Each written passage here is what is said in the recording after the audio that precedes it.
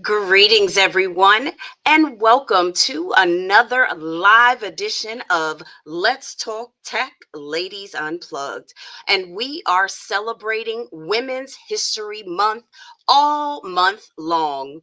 I am your hostess with the mostest, Sabrina Lowery, and I want to welcome you here to this opportunity to celebrate women and their history. What I love about the month of March is not only is it a time for us all to recognize, honor, and show respect to such leading, pioneering women, but it is also an opportunity for us to think about the resilience, the perseverance, and all of the things that women have to do day to day in order to make it a great life for themselves and for their families while we are building wealth, health, and our legacy. I am so thankful for you to be here. I want you to take a moment and just subscribe to my YouTube channel, Sabrina Lowery, RE Tech. You can Google me and find that channel. I also want to tell you to set your notifications and turn on your reminders for each live broadcast throughout the month of March on Mondays at 7:30 p.m. Eastern Time. I want to just tune in and say hello, everyone. Thank you so much for tuning into the broadcast. Fellow leading lady author, Ladies in Tech, Andrea Smith. Thank you so much for tuning in this evening. And welcome again, ladies and gentlemen. I am ready to introduce our guest speakers here for the evening. We have two, possibly three phenomenal ladies joining us here, and I hope that you will tune in and engage with all of us. And be sure that you comment and post any questions or comments you have for these leading ladies. First up to the stage, we have Sharika Robinson, a fellow co-author and best-selling author in the Ladies in Tech Volume 3, excuse me. And we also have Dr. Joanna Bennerson, known as the poet. And she has such a phenomenal story and is also one of our contributing co-authors, best-selling authors. And we're going to have these leading ladies share their stories and all that they have to celebrate during this Women's History Month. So, ladies, what I like to do when we unplug is get into a little bit of those things that people may not know about you. So, Sharika, when you do your introduction, I will have you close with what is one thing that you like to do to unplug as a lady in tech? Welcome to the broadcast. Thank you, Sabrina.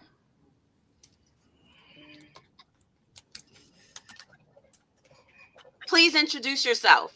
Oh, I'm sorry. I'm a little slow tonight. Okay, good evening, everybody. My name is Sharika, of course, and I was thrown off a little bit. Yeah. So I've been working in the industry for a little close to 21 years. I started working in the industry right after I graduated high school. I started out at the help desk, working for the Army Knowledge Online Help Desk. And my career progressed. I did a little bit of desktop support, desktop engineering, and then I became a systems administrator. And I currently work as a systems architect for a government defense contracting company. And in 2017, I founded an organization called She Loves STEM. We promote STEM education for girls in underserved and underrepresented communities. And I'm happy to be here. One thing that I do to unplug, I just got this new the evolution of STEM Lego set, and I'm working on it. It's 870 pieces, so that's what I do to to unplug. I love that. Thank you so much. Thank you so much, Sharika. Thank you so much for just being here, saying yes to not only you, but to the ladies in tech. We are here to celebrate your herstory. Dr. Joanna, I would love to bring you up next, if you will. Introduce yourself to the people and let the ladies know how you unplug. Thank you for having me, Sabrina. And again, happy Women's Month. I want to say thank you also to Kenyatta and including me in this anthology, Ladies in Tech Volume 3. I have been in the IT sector for over 20 years now. That's all I'll claim. I started out being a user, and as a project manager, I had to review business analysis and the work of the business analyst, and then the work of the entire team who would build implementations for financial services systems. And then over the course of my career, I acquired different roles along the way, including IT auditor, IT assessor, IT insurance examiner, project manager, FedRAMP security, cybersecurity expert. Those are some of the roles I've played in my career. I am also a writer. I write fiction. I have a book called Calypso's Long, A Woman's Odyssey of Love. I also write nonfiction, and my goal is always to inspire and to motivate. So I have a book called Pinnacle Goddess Principles, and it's about awakening and unlocking your inner power. What I like to do to unplug is actually hang out with my granddaughters, Ava and Alana. Awesome. Thank you so much, Dr. Joanna. I appreciate you so much as we continue our Women's Herstory Month celebration together. And I want to congratulate you ladies on being best-selling authors and making herstory. So I want to see if we can bring to the stage our next guest. Are you there, Audrey, Becky, Robin I I Chambers? am. Good afternoon. I'm not sure why my camera is not showing me. Okay, so I would like Yeah, to recommend that you leave the studio and okay, try to re-enter with your camera settings, and then we'll try to bring you back later into the broadcast. sure. Thank you. Ladies, we sometimes have a little technical difficulty, but that will not stop our show. We are going to continue with the broadcast, and we're going to segue into the conversation and get a little deep with the people as they are chiming in here. Good evening, Dr. Joanna and Sharika. We have our live viewers streaming with us this evening, and we are so thankful that you took the time to connect with us. So thank you so much for that. I would like to now go into a little bit of conversation about what is Women's History Month to you. Do you, in your organization, celebrate women's history? Do you teach any lessons about legendary women? And if so, who might your role model be for this March Women's Month? So we'll just do a fireside chat, and I'm going to come to you, Dr. Joanna. Who do you think of when you celebrate Women's Herstory Month, or do you celebrate Women's History Month all month long in your organization? I definitely celebrate Women's History Month. I've been lucky to work in organizations that have always celebrated that. Back in the 90s, I worked at the Library of Congress and they celebrated it. And I've worked at financial institutions and other federal government agencies as a consultant, and they've all celebrated it.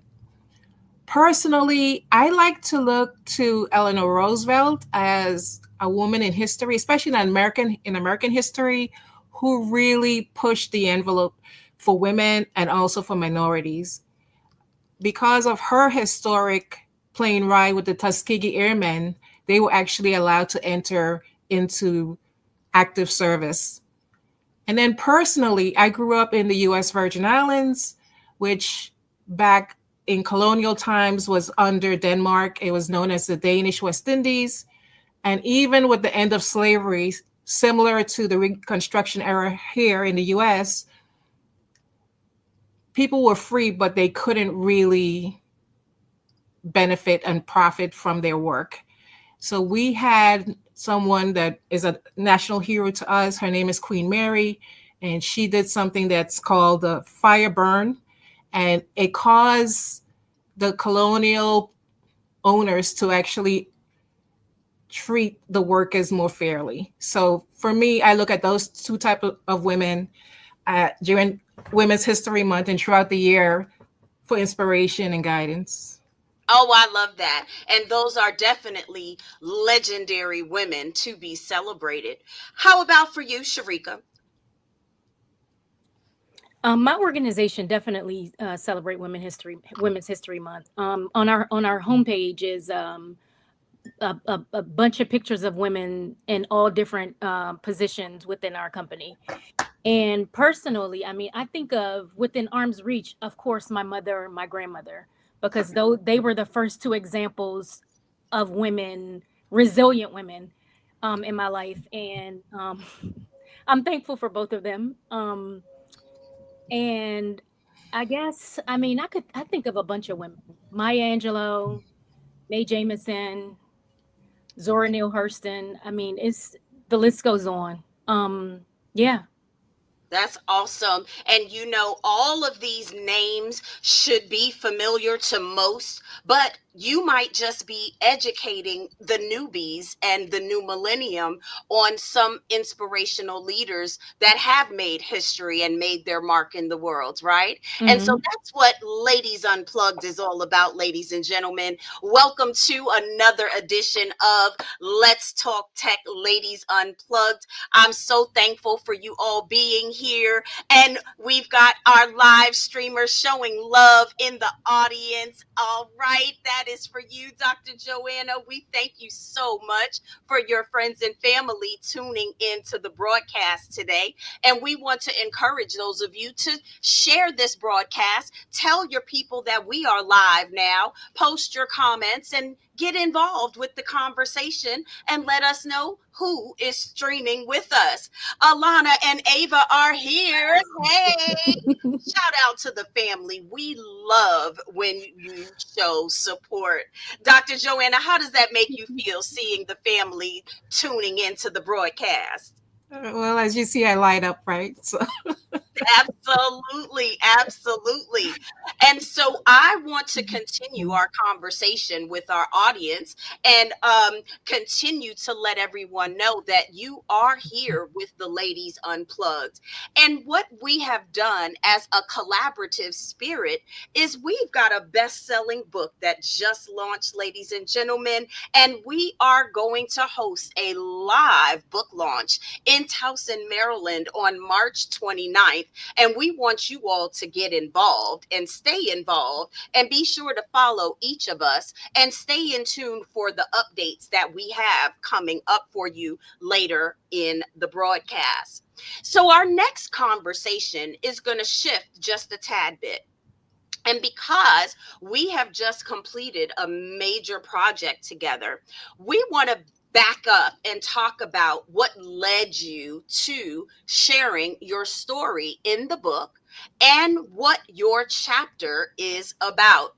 And when you do, I would love to just spotlight you for a few minutes. Just take your time and tell the audience. Sharika, I'll start with you.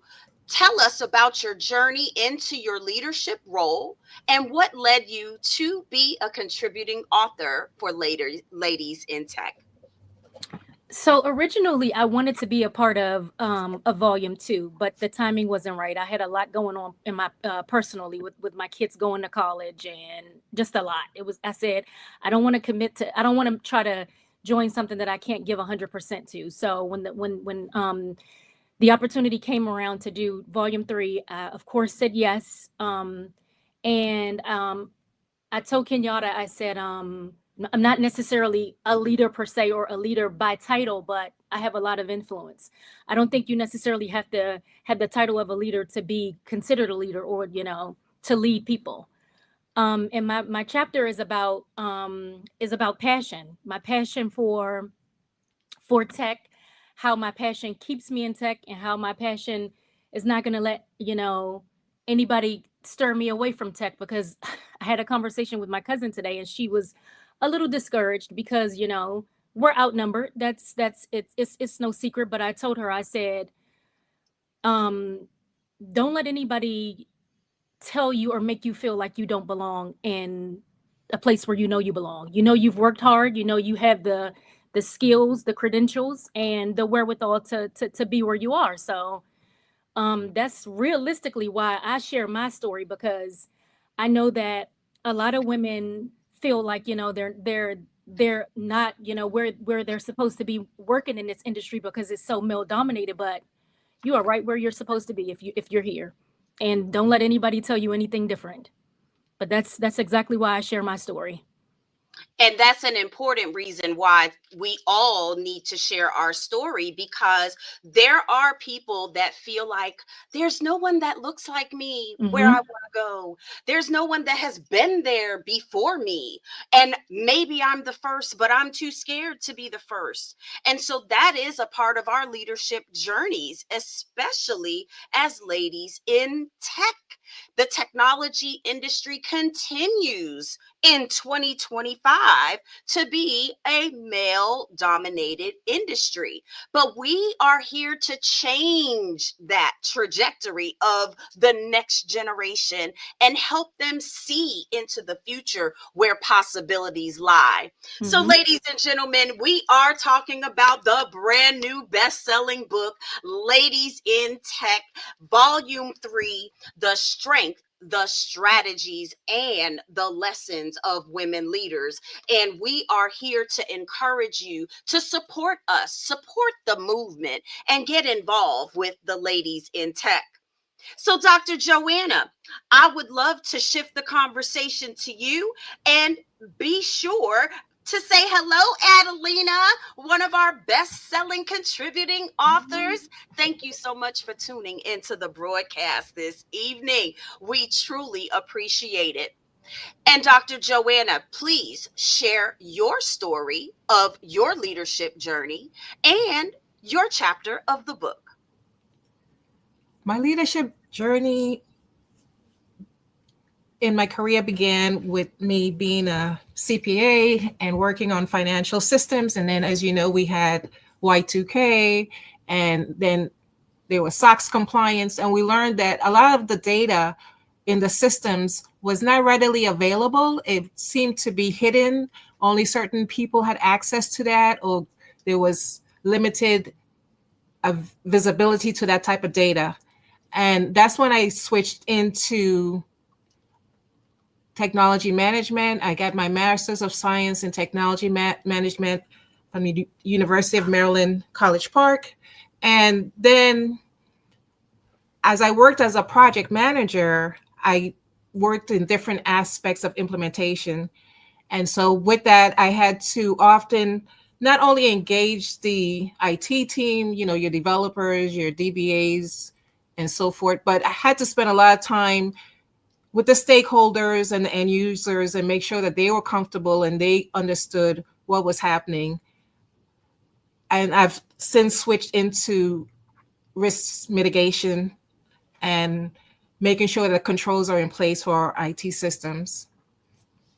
I ventured into this anthology because I saw the announcement, and I thought, in my career, I've written technical articles to help the profession. They've been published in ISACA, and I've also been part of workshops for ISC Squared and ISACA, and I wanted to take this opportunity to expand my knowledge sharing, not just in a written format, but in more in this way, in a storytelling way, where people could relate to it. And it was not just an article that certain professional will look at, but anyone can look at this book and see that they're welcome to understand what happens in IT and how it affects the women in the IT sector. My chapter is on vision, and I use that opportunity to build a bridge with the readers where I use Steve Jobs as the example because people are familiar with him. He was the innovator around Apple and Apple's products, which has changed just about everyone's life on this planet, whether you're an Apple user or not. It's actually become that model that others have used. So in addition to that, I created what I call the Pinnacle Goddess Principles, the Red Star, to deal with resilience, energy, devotion, strategic thinking, transformation, accountability, and renewal. These are things we need to use in our own lives, in our own leadership. And so I think the most important form of leadership starts with yourself and with your family. And I'm very lucky to have a son who's a strong leader in his family. His name is Ali Mike, and a grandson, Amari, who is pursuing leadership. He's a ROTC student at Tuskegee. And everyday leadership is exemplified when you adopt certain principles and you live by those principles. That's so powerful, Dr. Joanna, and I appreciate that so much. We have some live streamers posting comments and questions. So we have a question. How do you bridge generation gaps in regards to mentoring future tech leaders? And how can the people, the audience that's tuning in tonight, support those efforts? I think that is a powerful question. And I'll come back to you, Dr. Joanna, and then Sharika, if you'll answer that question. I think efforts like this, where women or colleagues who have a similar mindset get together and try to share their understanding with other people, especially young people coming in through STEM or STEAM programs, is very useful. That's a very good way to do the bridge. And also books like this, which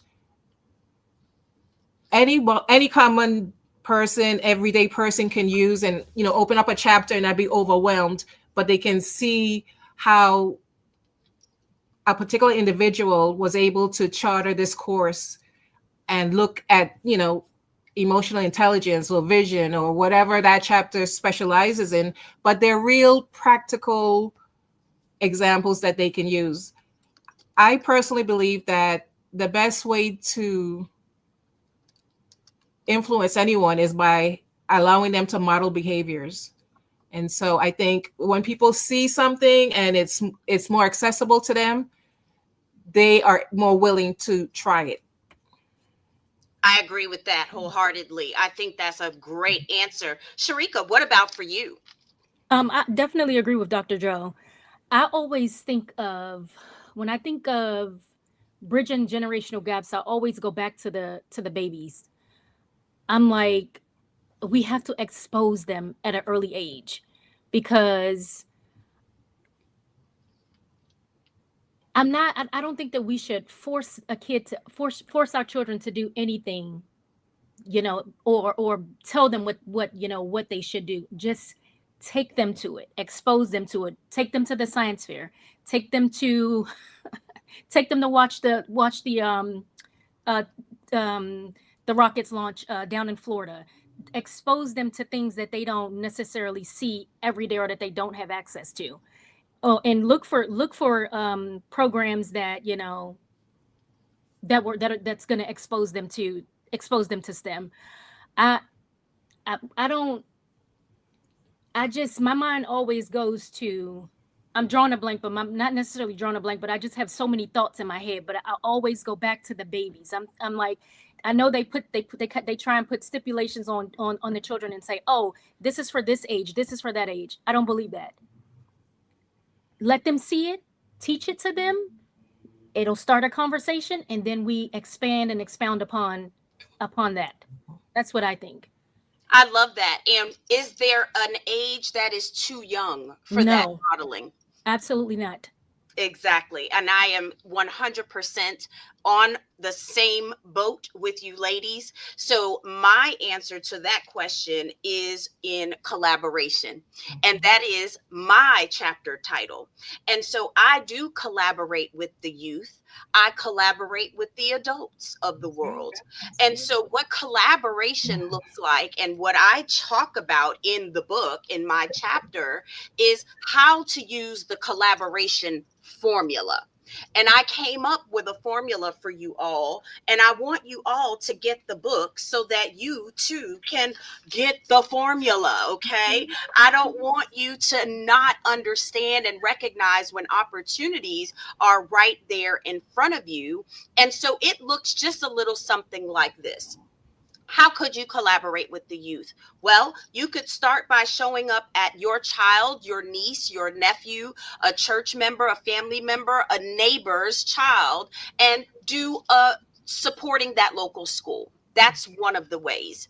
The second way in supporting the local schools is by getting these books in the hands of the schools and those students that are looking for advocacy, mentorship, leaders that may have a similar story or background like them. And by each of us telling our stories in the book, ladies and gentlemen, there are 21 phenomenal authors as a part of this book, volume 3. And it would behoove you to get a copy so that you can hear and read the stories of the ladies and how perseverance and change and resilience and mentorship and modeling and collaboration have shown up for each one of us. And that is why we continue to move forward. We cannot lift without, climb and lift as we climb. Y'all know how the quote goes, right? And by doing that, it is by being an example. And don't be afraid to be the first. I can remember, let's date ourselves, ladies, Y2K being a thing. It was not just a thing in a corporate world. It was a thing for our friends and family who did not understand technology, if y'all recall. It was OMG, are the clocks gonna work at midnight on the stroke of the Y2K? And that, for the young people who don't know, who may not quite be 25 years old yet, that is the year 2000. And in computer world, that meant that every computer system whose dates were two digits, and two digits, day, month, and year, had to rewrite and recode their entire systems that relied on dates. I was one of those programmers. I know what it was to be on call at the stroke of midnight when the clock struck 12 midnight on the 0101 2000. Okay. So sometimes there's a little bit of technology that is involved in these lessons, but we try to make it in layman's terms so everybody can get a little bit of our herstory. And I love this. Adelina says, yes, these stories absolutely provide hope, ladies. And there are many examples of resilience for everyone to read this book. And we have another one of our best-selling collaborating authors, Maria Thorpe, tuning in live from the DMV. Thank you so much, sis, for being here. We truly appreciate your support as we talk tech on Ladies Unplugged. So, ladies, I want to segue. Let's go into the conversation that talks about how you plan to use this book as part of your future, your legacy, your business plan. What are you telling the people? How excited are you about this book coming to the market? I'll start with you, Sharika. First time author, right? Right?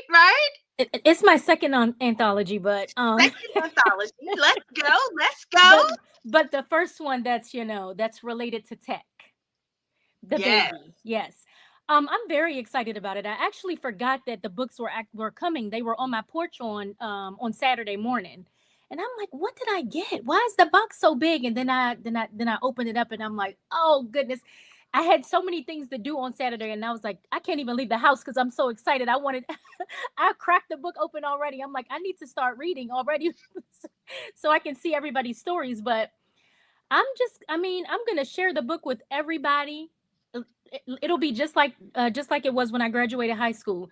I would carry around my high school diploma to let everybody know that I graduated high school. So That's it. I'm gonna That's have my it. book.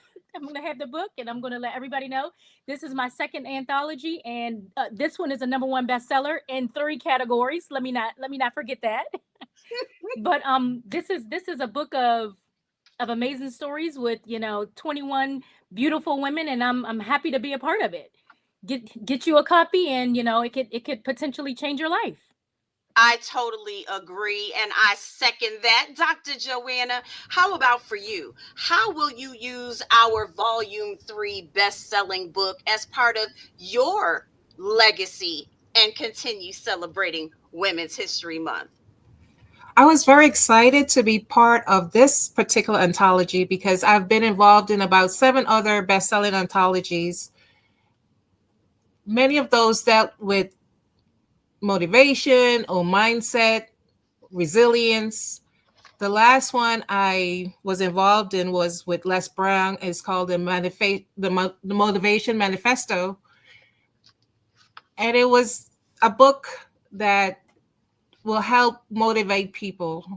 And like this book, it's from different authors from around the country and sharing their experiences. But I wanted to participate in this anthology because of the special needs that technology brings to us.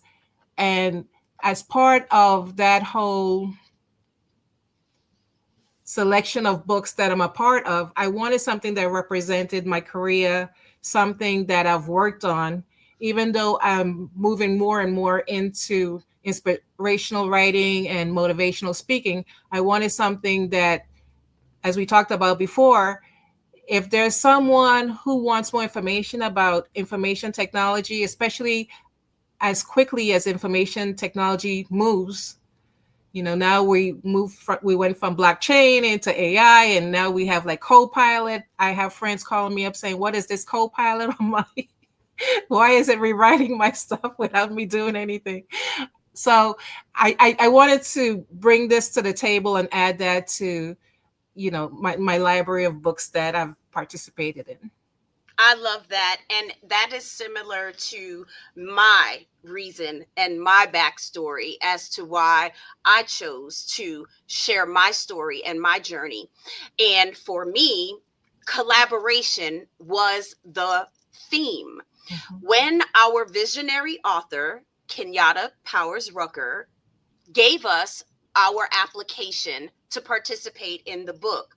You all might remember she then asked us our leadership traits. Mhm. And so when we were having our Zoom calls and we were talking in our group about our various leadership traits, what I loved so much is that there were crossovers throughout all of us.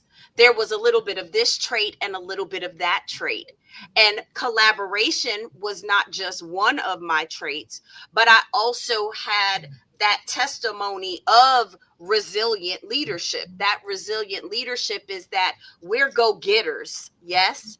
And so when that happens, that is a form of leadership, but you also have to do it in a way that does not intimidate, but educates. And so I want to ask you, Sharika, talk about your leadership traits and how you were able to amplify that in your story. In my story, I specifically talked about my leadership traits from a military perspective, because I haven't really had a leadership role or leadership title in my civilian career. I talked about how I used my military leadership experience and qualities in the civilian sector, and how it just it ignite me, and it drove me to keep going. They're both sides are very similar. The military also saturated with men. With women. It's not that many of us there. I mean, I can remember being in a unit where it was maybe 10 out of almost 200. So yeah, I mean, I talked I spoke about, I don't want to give too much of the book away, but I spoke I compared both of my careers to each other, and I talked about how I leverage one to, to move along and persevere in the other. But the foundation of it all was my passion for tech. I mean, I love tech. I was introduced to tech at an early age. That's why I said there is no age limit on when a child is to be introduced. I can remember playing a game called Rodin's Revenge when I was 8 years old on a computer. Today, I don't know how my dad was able to afford the computer, but he got it, and I'm thankful. And that's what keeps me going. And I always think about it as, there is a little girl out there who is in the same position that I was in when I was 8 years old. And I want her to know that you too can do this. It's hard, but you can do it. Absolutely. Dr. Joanna, what are your leadership traits and characteristics, and how did you let that amplify in your chapter of the book? I think one of the key leadership traits for me is accountability, especially coming from a financial services background, working in banking and also in other financial services. And I started out my career as a accountant and a CPA. So you automatically have rules you have to follow. You automatically have certain frameworks you have to work with and certain compliance factors that have to be met.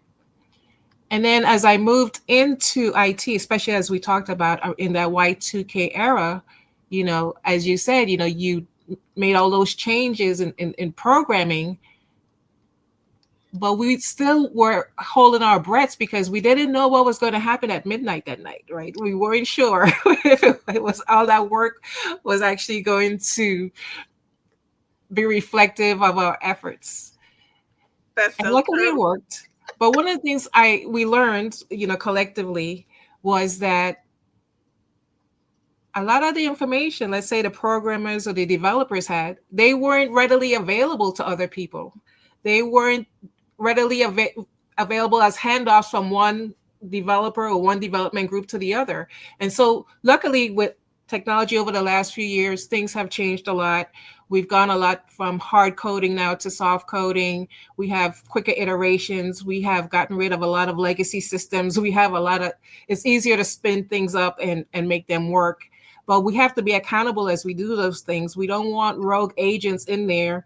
We always want to ensure security as we build out our program. So we have to look for, confidentiality, integrity, and availability of our systems and make sure that those pillars are stood up properly. And so one of my roles has been over the last few years is to be that person who checks the controls and make sure that for all the requirements or all the specifications that have been put into the system, that there is evidence that those are working effectively in your organization. And so I am the person who makes sure that we're all held accountable and we have evidence to show that we've done things in the appropriate manner. Absolutely. And our audience is on fire this evening. Adelina has made a comment that says women, and especially those of us women of color, we must be resilient in everything we do daily. Being a woman is equivalent to being that resilient leader that I spoke of. And we've got a shout out. Kenyatta Powers Rucker is in the live stream. Thank you so much for your support and for always standing true to who you are by supporting supporting the ladies in tech. We are so excited. Maria says, ladies, this has been a powerful discussion on the Ladies Unplugged live this evening. And we want to just close out with a few offers. We know we've got this book launch to talk about, but I want to talk about, what are you most excited about for the events and the awards ceremony on March 29th? Sharika, I'm going to start with you. I'm looking forward to meeting everybody in person since we've all just been doing Zoom calls for the past 3 months. I'm looking forward to meeting everybody. I'm a hugger, so I'm going to give everybody a hug. I'm Yes, looking forward to seeing the people that came to support us realistically. Because I mean, we wouldn't be able to we wouldn't have a show if people didn't buy tickets to come and see us.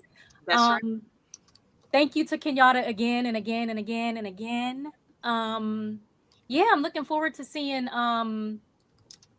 my grandmother. My grandmother is coming. I'm looking forward to seeing friends and family. And yeah, that's about it. Awesome. Dr. Joanna, what are you most excited about for our March 29th book launch? Let's call it our official kickoff of a book tour. Okay. What are you excited about? Well, I'm excited to meet you. You have such good energy. So I can't wait to meet you in person. I also, look forward to meeting all the ladies who have been involved and, seeing the family celebrate this moment in time. I think it's important for us to do that. You go through the process, but it's important to celebrate things, especially I'm a woman of a certain age, and I finally recognize that it's important to celebrate the moments. And so I learned today that my son is coming, my son Ali is coming, and my oldest granddaughter Alana is coming. So I look forward to seeing them. And I just really am interested in the program because Kenyatta has developed a very interesting program. So I just want to see the execution of that. So it sounds exciting. A lot of times you go to events like this and they seem, okay, but this seems like there's a lot of good energy that's going to be at this one. Oh, I totally agree. And so, as a volume one, volume two, and volume three co author in the Ladies in Tech series, you all, I am looking forward to the networking. I am looking forward to collaborating with each of you beyond the Ladies in Tech book series. There are opportunities for each of us to not just grow together, but to perform in a big way and leave our legacy as part of the lit family, as Kenyatta calls it. So I so thank you for your time this evening. This broadcast has been amazing. The conversation has been powerful and memorable. And so I would like for you to take an opportunity, let the people know how to connect with you, and I will spotlight you with your information. Sharika, you're up first. Okay. You can follow She Loves STEM on Instagram at She Loves STEM. We are on Facebook at she.loves.stem. We have a website, www.shelovesstem.com. And be on the lookout because we are getting ready to release a ABCs of STEM coloring book for the children. Remember, I said I love the children. It's coming, so be on the lookout. Go to our website and subscribe for updates, and you will be first to know when the book is released. Oh my goodness. Dr. Joanna, are you good? You ready? Do you need a moment? I'm good. Okay, tell the people how to connect with you and where they should follow you. Sure. You can connect with me and follow me on visionarypoet.com. You can also reach me at author_JoannaBella@yahoo.com. I'm also Dr. Joanna Bennerson on LinkedIn. And I'm also on YouTube with author Joanna Bella.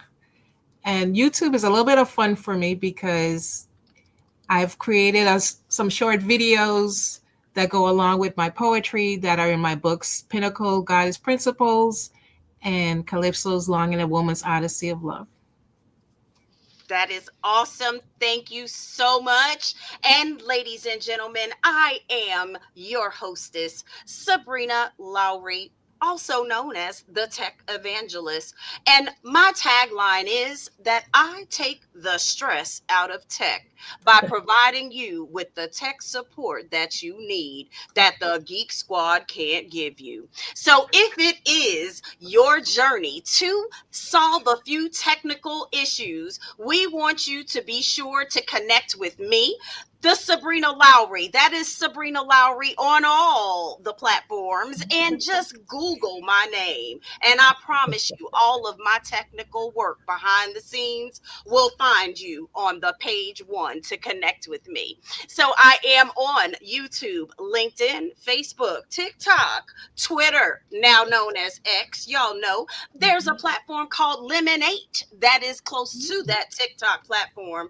And y'all, I just started some cap cut videos. So, as the tech evangelist, I got to know about these tech things. And so I encourage you to do the same. Get a little tech in your life. And if the tech stresses you out, call the Tech Evangelist. So, ladies, it has truly been a wonderful time here as we continue to celebrate Women's Herstory Month all month long. Thank you so much for this broadcast. It has been my honor, my pleasure to have you, ladies. And until next time, ladies and gentlemen, we will be going live again next Monday. Same time, 7:30 live Eastern Daylight Time on your YouTube, Facebook, and LinkedIn platforms. Thank you so much and make it a great rest of your day. Thank you.